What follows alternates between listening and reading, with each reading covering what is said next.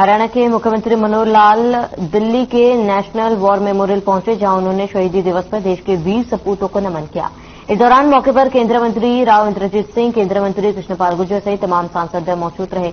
वहीं हरियाणा के कैबिनेट मंत्री मूलचंद शर्मा और कई प्रशासनिक अधिकारी मौके पर मौजूद रहे। इस दौरान उन्होंने कहा कि कुछ साल पहले तक उनकी पुण्य स्मृति नहीं होती थी, क्योंकि उसमें अंग्रेजों के समय की कुछ बातें शामिल थी। लेकिन 4 साल पहले देश के प्रधानमंत्री ने 2019 में नेशनल वॉर मेमोरियल बनाया और इसके अंदर तीनों सेनाओं के करीब 26,500 शहीदों के नाम लिखे गए हैं। साथ ही कहा कि मुझे बताया गया है कि 26,500 में से 2,500 के करीब शहीद हरियाणा से संबंध रखते हैं। इस दौरान उन्होंने देश के सभी शहीदों को श्रद्धांजलि अर्पित की। साथ ही उन्होंने कहा कि मैं अपनी पूरी टीम की ओर से उन्हें धन्यवाद करता हूं। आशा करता हूं कि देश भर की जनता यहां आकर के सम्मान करने के लिए पहुंचे और प्रेरणा लेकर यहां से जाए।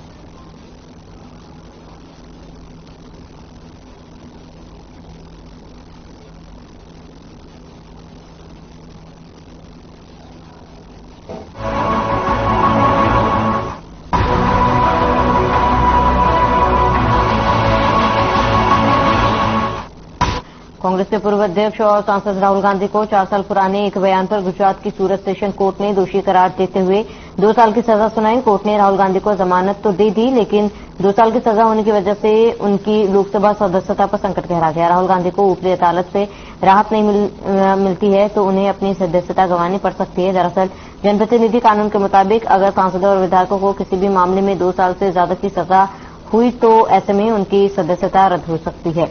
इतना ही नहीं, सजा की अवधि पूरी करने के बाद 6 साल तक चुनाव लड़ने के लिए अयोग्य भी होते हैं। राहुल गांधी ने साल 2019 में एक बयान कर्नाटक में दिया था, जिसमें उन्होंने कहा था कि सभी चोरों का सरनेम मोदी क्यों होता है। राहुल के इस बयान को लेकर बीजेपी विधायक पुण्य मोदी ने उनके खिलाफ मामला दर्ज कराया था। सूरत के सेशन कोर्ट ने गुरुवार को राहुल गांधी को दोषी ठहराते हुए 2 साल की सजा सुनाई है।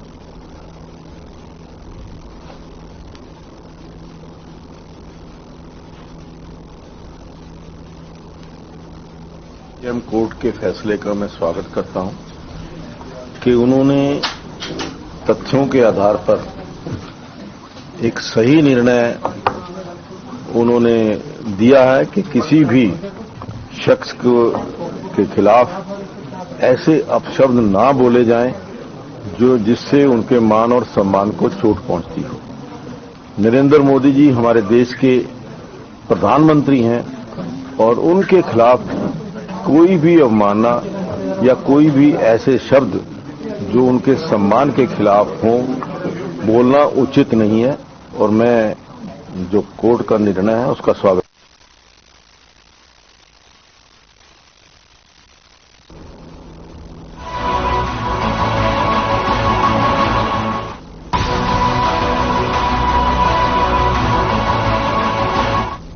बहादुरगढ़ के मांडोठी गांव में आयोजित कार्यक्रम में ओम प्रकाश धनखड़ शिरकत की। इस दौरान उन्होंने राहुल गांधी पर हुई कार्रवाई पर कहा कि राजनीति में मर्यादा बेहद जरूरी है। कोर्ट ने राहुल गांधी को दिखाया है कि मर्यादा में रहना चाहिए। साथ ही कहा कि राहुल गांधी बिना मर्यादा कर बात करते हैं। राहुल के बिना मर्यादा की बातों से देश आहत है और अभी भी देश उनकी माफी का इंतजार कर रहा है, लेकिन उन्होंने अभी तक माफी नहीं मांगी। उन्होंने कहा कि कोर्ट ने अपने फैसले से दिखाया है कि मर्यादा में रहना चाहिए।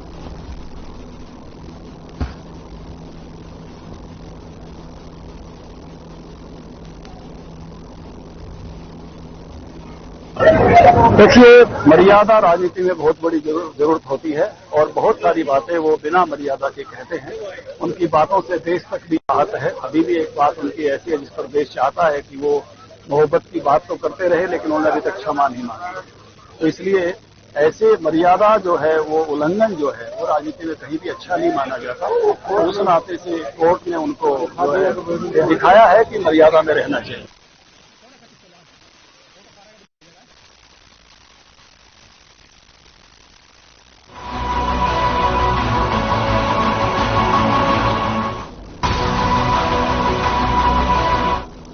हरियाणा बीजेपी प्रदेश अध्यक्ष ओम प्रकाश धनखड़ झज्जर गुरुकुल में स्वामी उमानंद आर्य के स्मृति दिवस कार्यक्रम में मुख्य अतिथि के रूप में शिरकत करने पहुंचे। इस दौरान उन्होंने स्वामी उमानंद को याद करते हुए उनके दिखाए मार्ग पर चलने का आह्वान किया और कहा कि स्वामी उमानंद ने समाज में फैली कुरीतियों के खिलाफ सदा आवाज उठाई और लगातार अपना पूरा जीवन जनसेवा को समर्पित कर दिया। उसी का परिणाम है कि आज उन्हें हम याद कर रहे हैं, साथ ही उनके दिखाए मार्ग पर चलने का आह्वान कर रहे हैं।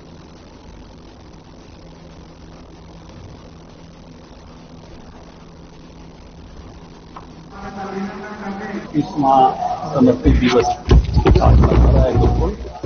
मैं उसी में सहभागी होने के लिए पहुंचा हूं। उनका जीवन हम सबके लिए बहुत प्रेरणादायी है। अनेक रूपों में उन्होंने समाज की सेवा करने का काम किया। वो स्वतंत्रता सेनानी थे, वो हैदराबाद की आजादी के लिए भी लड़ने गए, वो गोरक्षा आंदोलन का भी हिस्सा थे, वो हिंदी आंदोलन का भी हिस्सा थे, वो चंडीगढ़ आंदोलन का भी हिस्सा थे। गुरुकुल झज्जर को मैं कहूंगा कि बड़ा बनाने में उनकी बहुत महत्वपूर्ण भूमिका थी। अनेक गुरुकुलों की स्थापना में उनका योगदान है। वो शिक्षाविद भी थे, इतिहासकार भी थे। यहाँ एक बड़ा म्यूजियम जो है वो भी उनके प्रयासों से प्रेरणा से बना है। हमारे भारतीय जनता पार्टी के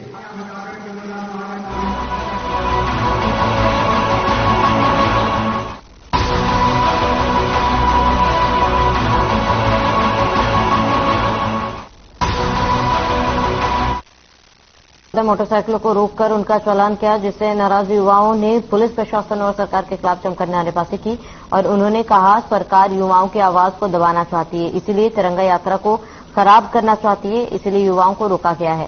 साथ ही युवाओं ने कहा है कि हम लोग शांतिपूर्वक तरीके से पूरे शहर में तिरंगा यात्रा निकालकर शहीद आजम भगत सिंह की प्रतिमा पर माला अर्पण करना चाहते हैं।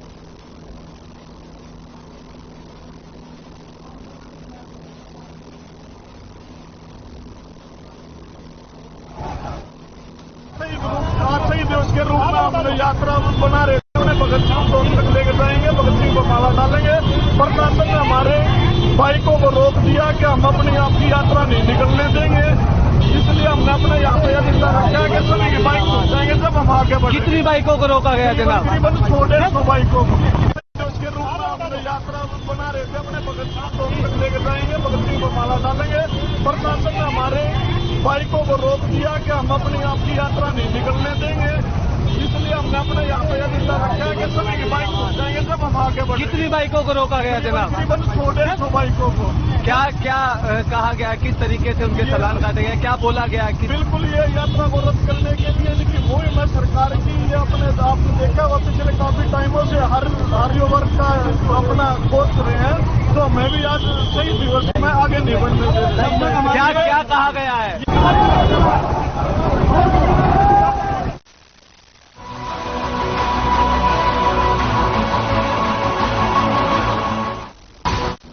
खबर फरीदाबाद से, जहां घर के छत पर खेलने के दौरान बच्चों के शोर से नाराज मकान मालिक ने किराएदार के बेटे को इतनी बुरी तरह पीटा कि उसका सिर फट गया, जिसके चलते बच्चों के सिर में लगभग आधा दर्जन टाके आए। मामला फरीदाबाद के अजरौंदा इलाके का है। फिलहाल पुलिस ने पीड़ित के परिवार की शिकायत पर मामला दर्ज कर लिया है और जल्द ही आरोपी को गिरफ्तार करने की बात कर रही है।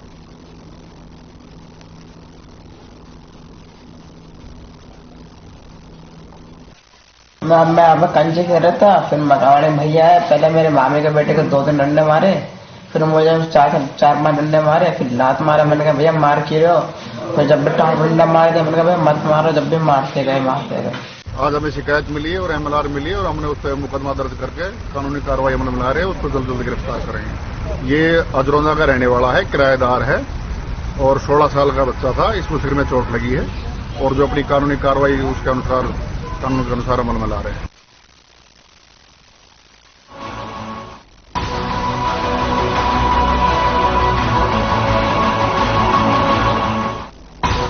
सोनीपत में कुट्टू का आटा खाने से 200 से ज्यादा लोग बीमार पड़ने का मामला सामने आया। शहर के निजी और सरकारी हॉस्पिटल में मरीज लगातार पहुंचे।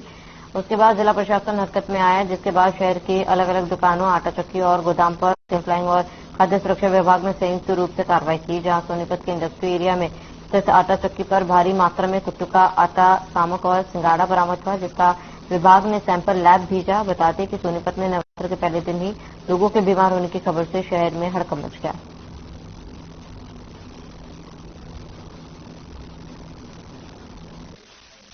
क्या दिक्कत हुई आपको? मैं सामने बेटा शाम की खिचड़ी बनाई थी, हम बहू भी बढ़ती थी, मैं भी बढ़ती, दोनों ने खाई थी। तो खा के मैं सो गए। सुबह उठी तो मेरे को चक्कर ही चक्कर आ रहा था, थोड़ी देर उल्टी पड़ेगी बहुत ज्यादा। अजी मैंने सोचा वैसे ही हो रहा होगा। मैं थोड़ी हवा में खड़ी हुई बाहर आकर और बंद ही ना हुए चक्कर, एकदम तो उल्टी आई और बस तब से मेरी तबीयत खराब भाई। रात को लगभग 9 बजे के आसपास करीब 100 के करीब लोग आए थे जो कि जीवन विहार के रहने वाले थे। तो उनके माइल्ड से सिम्टम थे, जी मतलाना, डिस्कम्फर्ट फील करना। तो इससे रिपोर्ट किए थे, कुट्टू का आटा खाने की हिस्ट्री थी उनमें। तो उनका डिटेल्ड एग्जामिनेशन करके ठीक ठाक पाए गए और फिर उनको डिस्चार्ज कर दिया गया था प्राथमिक उपचार के बाद।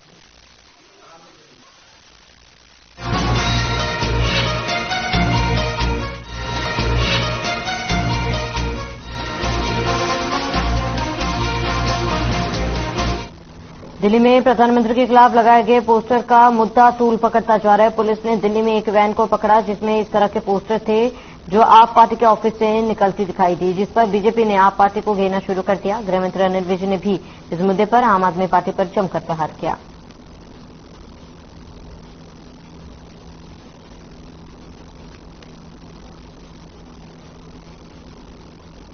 देखिए, जो हारा हुआ व्यक्ति होता है और जिसने हार स्वीकार कर ली होती है वो इसी प्रकार के काम करता है। अब ना तो इनको कुछ सुनने वाला सारे देश में, ना इनकी कहीं पर कामयाबी हो रही है। अब लगातार उत्तराखंड, अपना गोवा, यूपी, सब जगह से ये हारे हैं, हिमाचल से हारे हैं, सब जगह से। तो अब ये इनका काम तमाम है।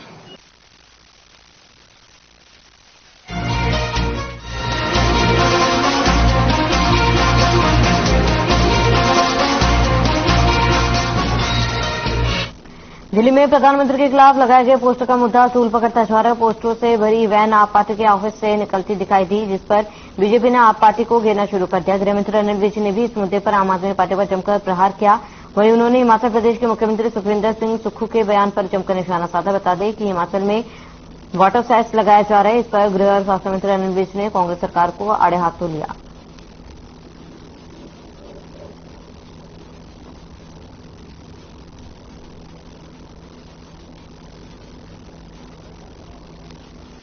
देखिए, जो हारा हुआ व्यक्ति होता है और जिसने हार स्वीकार कर ली होती है वो इसी प्रकार के काम करता है। अब ना तो इनको कुछ सुनने वाला सारे देश में, ना इनकी कहीं पर कामयाबी हो रही है।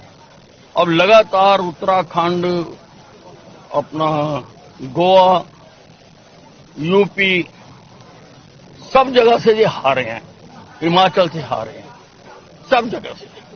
तो अब ये इनका काम तमाम है।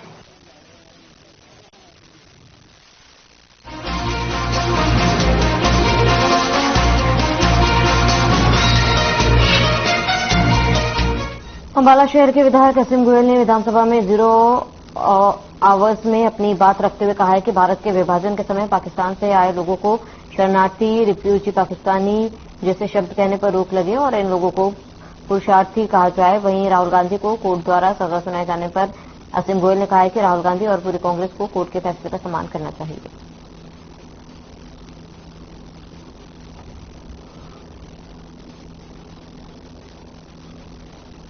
मैं आम आदमी पार्टी की पॉलिटिक्स के ऊपर एक टिप्पणी नहीं करना चाहता। भारतीय जनता पार्टी पहले तो करोड़ों कार्यकर्ताओं का परिवार है। 18 करोड़ इसके कार्यकर्ता हैं। मोदी जी उन 18 करोड़ कार्यकर्ताओं की बात है। और जिस नाते मोदी जी ने जो जनप्रिय काम किए हैं, जो आज 70 सालों में जो काम नहीं हुए, मोदी जी ने जिस आस को, जिस विश्वास को, एक भारतीय के विश्वास को जीता है, तो मोदी जी आज चाहे विदेशों के अंदर भारत का डंका बजने की बात हो, भारत के अंदर जो काम नहीं हो सकते थे, कोई चिमटी से भी जिसको राजनीतिक दल छूता नहीं था, वो मोदी जी ने काम किए हैं। तो उन कामों के नाते आज प्रत्येक भारतीय के मन में मोदी जी के प्रति एक अपनापन है।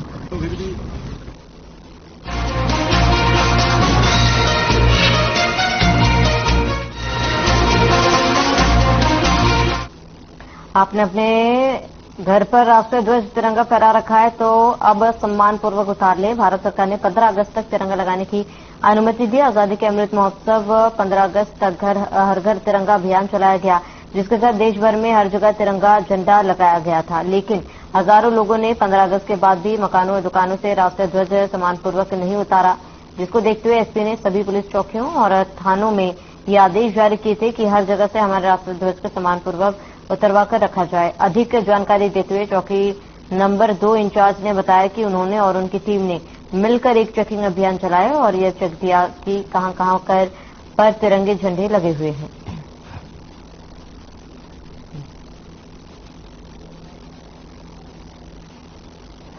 जितने भी फ्लैग लगे हुए हैं राष्ट्रीय फ्लैग, तो उनको सम्मान पूर्वक उतरवा करके उनका विधिवत निपटारा किया जाए। आज इसी सिलसिले में कई घरों से और दुकानों से राष्ट्रीय फ्लैगों को सम्मान पूर्वक उतरवा करके उनका विधिवत निपटारा किया जाए और आगे भी जो भी फ्लैग अपनी जांच करेंगे, जो भी फ्लैग अगर ऐसे लगे हुए तो उनका विधिवत निपटारा किया जाए।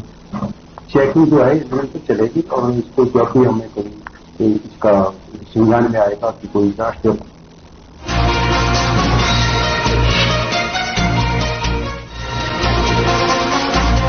कृषि मंत्री जेपी दलाल ने दादरी जिले के गांव दुधवा, चागरोड सहित विभिन्न गांवों में ओलावृष्टि से खराब हुई फसलों का मौका मुआयना किया और किसानों से खराब फसलों के बारे में विस्तार से चर्चा की। कृषि मंत्री जेपी दलाल के साथ संबंधित विभाग के अधिकारी मौजूद रहे। इस अवसर पर मंत्री जेपी दलाल ने कहा कि दादरी जिले में बारिश के साथ ओलावृष्टि होने से किसानों की फसलों में भारी नुकसान हुआ है।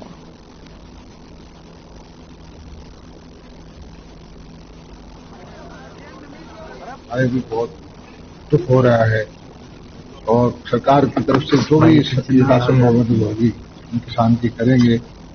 प्रकृति ने जो किसानों के आंखों में आंसू लेके आई है उसको पोषने का काम हरियाणा सरकार करेगी। सारे इलाके की देख लिया है कि हाँ तो एक तरफा बिल्कुल सारी फसल चाहे गेहूं की हो चाहे सरसों की जीरो कर दिया है। तो हम अधिकारियों को जाके बोलेंगे कि इनका पूरा का पूरा खराबा दिखा करके स्पेशल गिरफ्तारी करके सरकार के पास से जल्दी इनको जो हरियाणा सरकार से होगा तो उससे दिलवाएंगे।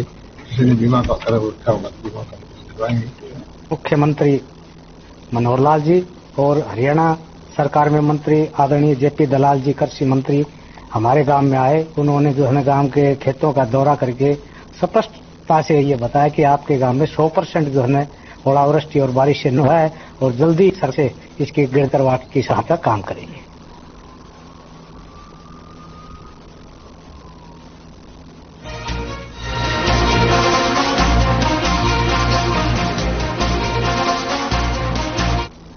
चरखी दादरी में स्वामी ओमानंद सरस्वती स्मृति दिवस और प्राकृतिक कृषि सम्मेलन का आयोजन किया गया, जिसमें गुजरात राज्यपाल आचार्य देवव्रत मुख्य अतिथि के रूप में शिरकत की। सम्मेलन कार्यक्रम में कृषि मंत्री जेपी दलाल और दादरी विधायक सोमवे सांगवान ने भी शिरकत की। सम्मेलन को संबोधित करते हुए राज्यपाल आचार्य देवव्रत ने कहा है कि प्राकृतिक खेती के दम पर ही हिन्दुस्तान की भूमि को उपजाऊ बनाया जा सकता है। प्रधानमंत्री मोदी ने भी उनकी बात सुनकर बजट में प्राकृतिक खेती का प्रावधान कर दिया। रासायनिक खेती की वजह से हमारा खानपान पूरी तरह से विषैला हो चुका था तथा जमीन बंजर होती जा रही थी। आम नागरिक cancer, sugar, high blood pressure, हृदय रोग आदि भयानक बीमारियों का शिकार होते जा रहे हैं। चरखी दादरी का इलाका स्वामी ओमानंद जी का बहुत बड़ा कार्य क्षेत्र रहा है। गांव-गांव में उन्होंने युवा पीढ़ी में आर्य समाज और ऋषि दयानंद के विचार को बढ़ाया। आज उनकी स्मृति में कार्यक्रम था और आज शहीदी दिवस भी है। सरदार भगत सिंह को फांसी दी गई। आज हम उन क्रांतिकारियों के भी स्मरण कर रहे हैं और उसी के साथ प्राकृतिक खेती जो आज समय की मांग है, जिससे पानी भी बचेगा, धरती माँ का स्वास्थ्य बचेगा, गाय बचेगी, लोगों का स्वास्थ्य बचेगा, पर्यावरण बचेगा। इस प्राकृतिक खेती का भारत के माननीय प्रधानमंत्री श्रीमान नरेंद्र मोदी जी पूरे देश में चाहते हैं कि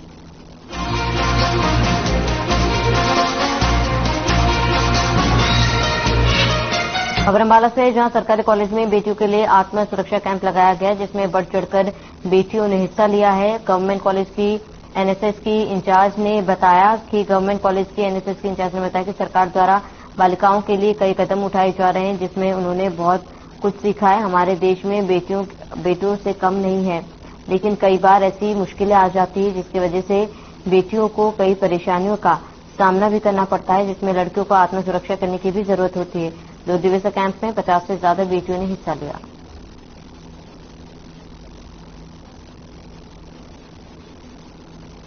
हमारे कॉलेज में 2 दिन का सेल्फ डिफेंस का कैंप लगा था, जिसमें हमने ये सीखा कि हम किस तरह से अपनी आत्मरक्षा कर सकते हैं। और इसमें हमने काफी कुछ सीखा, जिस तरह से कोई भी गर्ल या कोई भी पर्सन हो वो अपनी सुरक्षा किस तरह से कर सकता है। हमारे कॉलेज में 2 दिन का सेल्फ डिफेंस का कैंप लगा था, जिसमें हमें बहुत कुछ सीखने को मिला। हमें ये भी सीखने को मिला कि किस प्रकार से हम अपनी सेल्फ डिफेंस कर सकते हैं। आजकल देखा जा रहा है कि लड़कियों के ऊपर कई हादसे होते हैं, कई लड़कियां उसमें शिकार बन जाती हैं। क्यों? केवल उन्हें अपनी सेल्फ डिफेंस नहीं आता, इस वजह से। तो आज हमारे कॉलेज में ये जो कैंप लगा था 2 दिन का, इसमें हमें बहुत कुछ सीखने को मिला। मैं यहाँ गवर्नमेंट कॉलेज फॉर वुमेन में असिस्टेंट प्रोफेसर ऑफ मैथमेटिक्स के पद पे कार्यरत हूँ, जिसके साथ साथ मेरे पास एनएसएस का चार्ज भी है, नेशनल सर्विस स्कीम इसे हम कहते हैं, जिसमें हम 100 से 150 बच्चा हमारे पास एनरोल होता है। जो हमारा अभी 7 दिन का कैंप चल रहा है, जो 17 मार्च से स्टार्ट हुआ था और कल हमारे कैंप की क्लोजिंग भी रहेगी। इस दौरान हमने 2 दिन का सेल्फ डिफेंस का एक कैंप और लगाया बीच में, जिसमें उन्हें आत्मरक्षा के लिए कुछ सिखाए गए, जिसके लिए मैं जो मिस्टर संदीप बग्गा जी उनका बड़ा धन्यवाद करती हूँ। वो इससे पहले भी काफी एक्टिविटीज में हमारे साथ जुड़े रहते हैं।